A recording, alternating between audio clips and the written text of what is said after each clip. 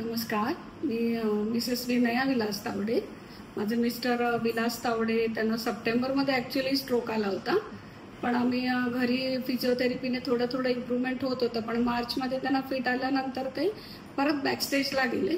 त्याच्यामुळे आम्हाला इकडची माहिती कळली. मिडवे होममध्ये खूप चांगलं एक्सरसाइज करून घेतात, मशीनवर फिजिओ करून घेतात, म्हणून आम्ही त्यांना इकडे घेऊन आलो. इकडे आले तेव्हा त्यांना ॲक्च्युली स्वतःच्या पायावर उभं पण राहता येत नव्हतं इंडिपेंडेंटली.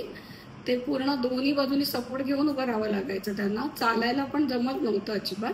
पण इकडे आम्ही आता महिना सव्वा महिन्यामध्ये एवढं चांगलं एक्सपिरियन्स केला की आता ते विथ स्टिक आणि फक्त एकाचं नुसतं बोट धरून सुद्धा चालू शकतायत. बॅलन्स तर करतात, इंडिपेंडेंटली बसू शकतात बेडवर. आता मागे सपोर्ट नसला तरी बसू शकतात.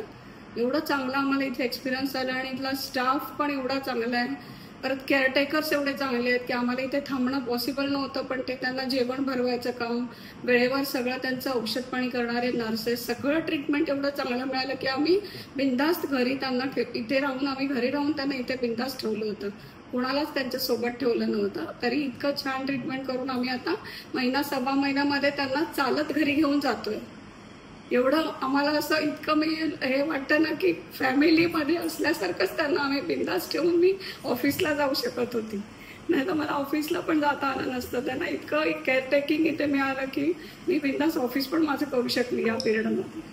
Thank you to doctor Hemant Sanghvi आणि त्यांचा पूर्ण स्टाफ.